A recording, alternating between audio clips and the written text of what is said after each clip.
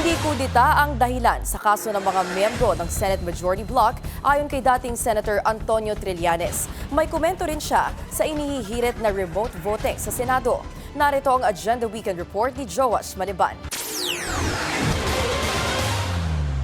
Ang mga kaso ng mga senador nakasapi ng mayorya. Yan ang buwelta ni former Senator Antonio Trillanes IV. Matatandaan kasi na sinabi ni Senator Amy Marcos na tila targeted daw ang majority bloc matapos ang nangyaring Senate coup na nagluklok kay Senator Alan Peter Cayetano bilang Senate President. Ani Trillanes, bago pa man ang mga nangyari sa Senado tulad ng pagtatago ni Senator Bato de la Rosa at ang Senate shooting, nakaamba ng makasuhan ang ilang miyembro ng majority. Kabilang na dyan sina Senators Jinggoy Estrada, Joel Villanueva at Cheese Escudero na kapwa mga nadiin sa 2025 budget insertions at flood control scandal investigations.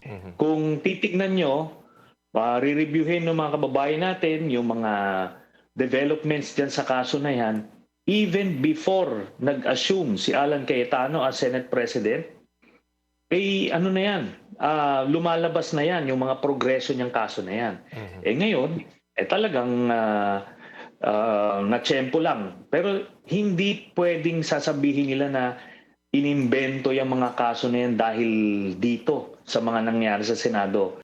Dinipensahan din ni Trillanes ang minority bloc na kumukontra sa panukalang online voting ng mayorya. Matatandaan kasi na una na ring nadetain si Trillanes noong senador pa ito at ipinanukala rin ang pagsali niya sa sessions via teleconferencing. Ani Trillanes, hindi siya kailanman naging pugante at hindi rin naman daw inaprubahan ang panukalang virtual attendance noong siya ang nakakulong.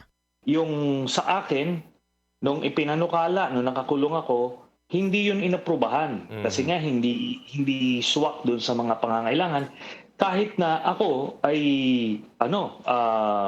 hindi naman ako pugante, di ba?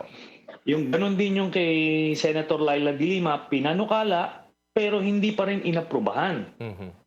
Di ba? O ngayon, bakit ngayon iba ang magiging pagtrato dito?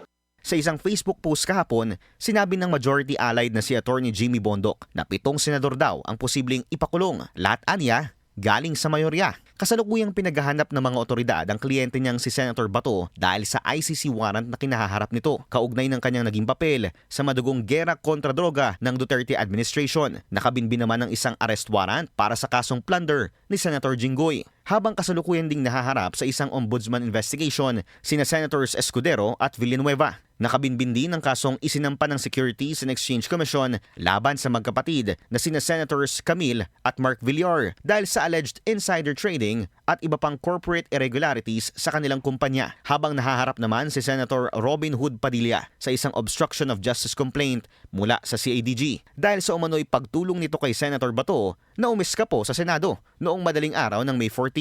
Maging si Senator Rodante Marcoleta nahaharap din sa isang plunder and bribery complaint sa ombudsman dahil sa mga umano'y irregularidad sa kanyang 2025 election campaign finances. Para sa Agenda Weekend, Joash Malimban, Billionaire News Channel.